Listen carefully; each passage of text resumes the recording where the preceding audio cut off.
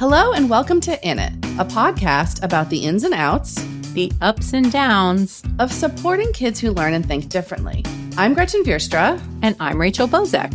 We're between seasons right now, but we're dropping bonus episodes now and then throughout the summer on topics that we hope will be helpful for you this time of year. Today, we're talking about podcasts. Woohoo! Yay. Specifically kids podcasts that any kid might like and that we think could be especially appealing to kids with learning and thinking differences. Now, we're not claiming that we've done a comprehensive review of everything that's out there, but we asked around, talked to friends and colleagues, and we want to tell you about 4 of them that stood out. First up is a pod called Grimm, Grimmer, Grimmest. Every episode features the telling of a fairy tale, which sounds fine, but what makes it really excellent is, first off, the host, the writer Adam Gidwitz, who tells the stories in a really down-to-earth, kid-relatable way. And secondly, the setup. Adam narrates these tales to a group of kids who ask questions or crack jokes along the way.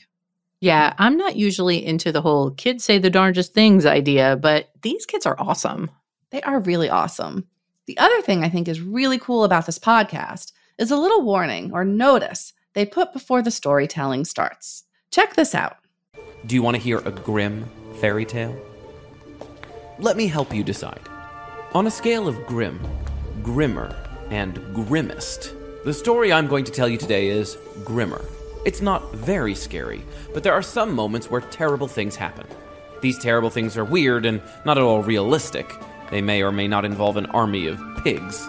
But even so, I want to warn you. If I get to a part of the story and you start to feel scared or uncomfortable, this is what you could do. You could turn down the volume and count to 5. Then turn the volume back up. If it still seems like a part you don't want to hear, just turn the volume down and count to 5 again. You know how much weird and gross and scary you're ready for. You know what you need. Okay, I'm at the classroom door now. There are kids inside, waiting to hear a grim fairy tale. So, are you coming in?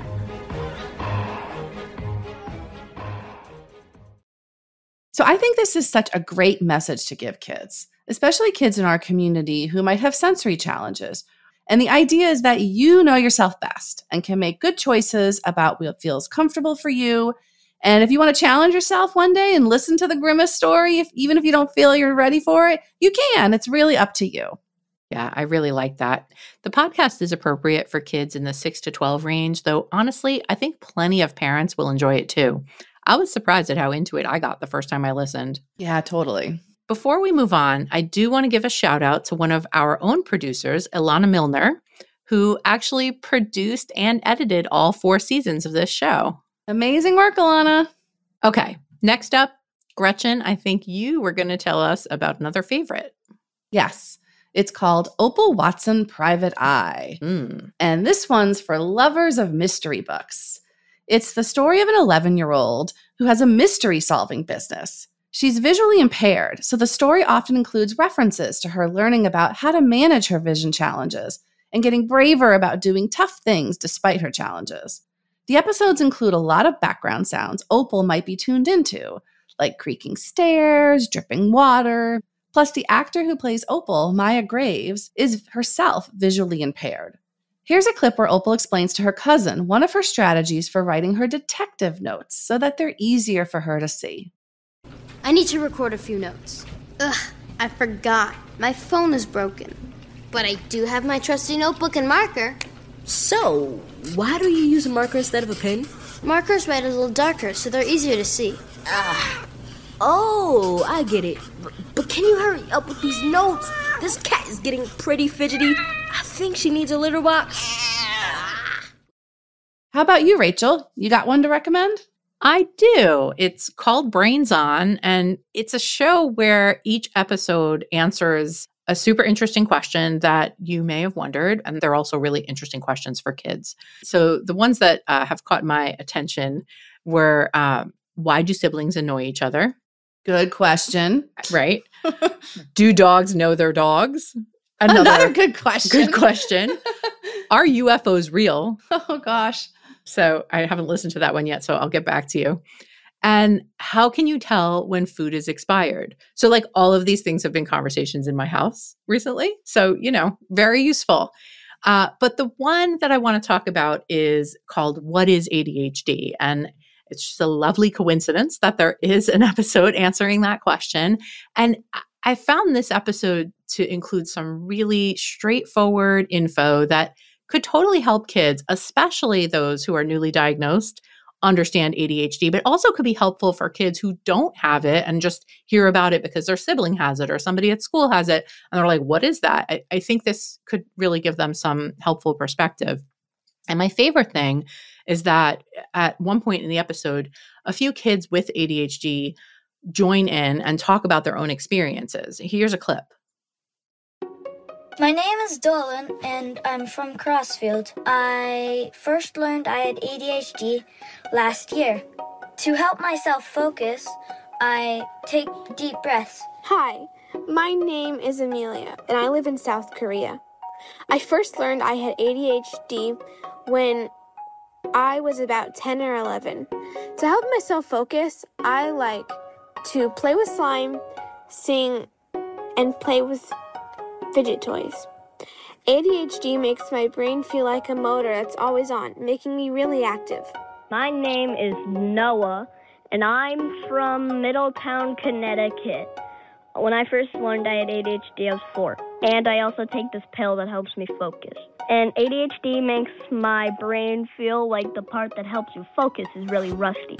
My name is Davis. I'm 9 years old, and I'm from Lawrence, Kansas. I first learned I had ADHD when I was in therapy at the age of 5. To help myself focus, I take medicine. ADHD makes my brain feel like there's so much going on in my head that I can't focus.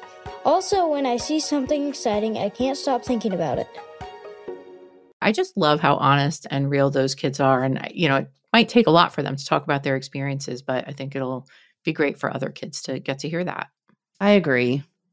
Okay. We've got one more recommendation, and for this one, we've strong-armed our producer, Julie, to join in on the fun. Julie, unmute yourself and tell us what you've got. Okay, so this is a news podcast called KidNuz. It comes out daily, except for weekends, and each episode is short, like 5 to 7 minutes, and it covers 5 to 6 news items, everything from like sports to foreign affairs to domestic affairs, pop culture, science, like all over the place. So I guess just to give you a sense of the range of topics, one episode I listened to talked about why there's been a rash of like whales bumping into boats lately. There was something about hot dogs and what city do people eat the most hot dogs. There was reference to the former president's hush money trial, stuff about astronomy. So really wide-ranging. There's a lot of information, but it's not overwhelming. Like it goes fast, but not crazy fast. There's not a lot of distraction, not like bells and whistles. So I think it's accessible. And then here's one other cool thing is that at the end of each episode, they have a short quiz that asks questions about most of the news items. And it's challenging, but it's not too hard. And I think that's kind of a great tool for maybe kids who have attention issues, kind of incentive to really pay attention, because at the end you can see what you remember. Let's listen to a clip of just one news item so you can get a sense of how they cover stuff. The calendar still says spring, but for those on the west coast of the U.S., Mother Nature is screaming summer. A high-pressure heat dome has parked itself over the region, trapping air and warming it well above normal. In California, southern Arizona, and Las Vegas, Nevada today, the mercury is expected to soar to 110 degrees. Tomorrow in Death Valley, the hottest place in the world, the mercury could hit 120. And by Friday, temps will rise and records will fall in parts of Oregon, Washington, Idaho, and Colorado. After listening to that clip and to your description of this, Julie, I got to say that maybe I should just listen to KidNuz for the news, because it sounds really fun and informative, and I'm just going to get my daily dose and then take a quiz. And also, not to put you on the spot, but why are whales bumping into boats? It's very cute. They say that it's kind of like teenagers that get into fads. Like it's just a fad. Oh. Like one whale did it, and then they're all like, ooh, I want to like try they're that. dabbing. And it's going to pass. Exactly. That's oh my dating me. goodness. I know. Oh, well, I can imagine my kids liking that. Same. Yes, me too. I think these were some really fun suggestions, and I'm going to check out a few of the ones that I haven't heard.